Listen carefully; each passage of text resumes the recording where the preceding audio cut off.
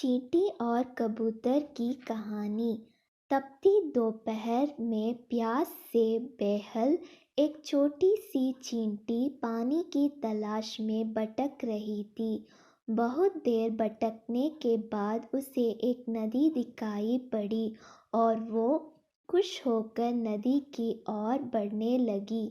नदी के किनारे पहुंचकर जब उसने कल-कल बहता शीतल जल देखा तो उसकी प्यास और बढ़ गई। वह सीधे नदी में नहीं जा सकती थी, इसलिए किनारे पड़े एक पत्थर पर चढ़कर पानी पीने का प्रयास करने लगी। लेकिन इस प्रयास में वह अपना संतुलन खो बैठी और नदी में गिर पड़ी। नदी के पानी में गिरते ही वह तेज गेर में बहने लगी। उसे अपनी मृत्यु सामने दिखाई देने लगी। तभी कहीं से एक पत्ता उसके सामने आकर गिरा। किसी तरह वह उस पत्ते पर चढ़ गई। वह पत्ता नदी किनारे स्थित एक पेड़ पर बैठे कबूतर ने फेंका था, जिसे चींटी को पानी से गिरते हुए देखा लिया और उसने प्राण बचाना चाहता था। पत्ते से साथ बहते हुए चींटी किनारे पर आ गई और कूदकर सूखी भूमि पर पहुंच गई। कबूतर के निस्वार्थ भाव की ही सहायता के कारण चींटी की जान बच पाई थी।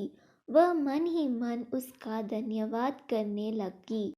इस घटना को कुछ ही दिन बीते थे कि एक दिन कबूतर बहेलिये के द्वारा बिछाए जाल पर फंस गया।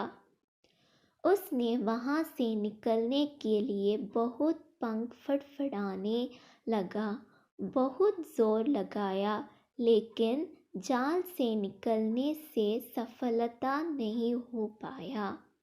बहेलिया ने जाल उठाया और अपने घर की ओर जाने लगा। कबूतर निस्सहाय से जाल के भीतर कैद था। जब चींटी की दृष्टि जाल में फंसे कबूतर पर पड़ी तो उसने वह दिन स्मरण हो आया जब कबूतर ने उसके प्राणों की रक्षा की थी।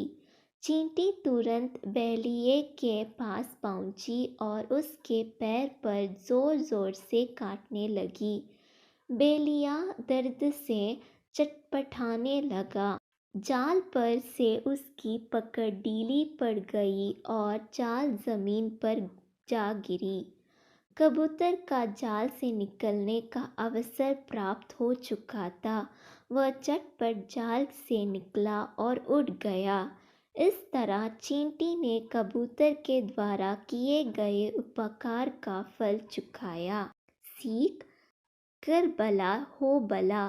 दूसरों पर किया गया उपकार कभी व्यर्थ नहीं जाता। उसका प्रतिफल कभी ना कभी अवश्य प्राप्त होता है। इसलिए सदा निस्वार्थ भाव के दूसरों की सहायता करना चाहिए।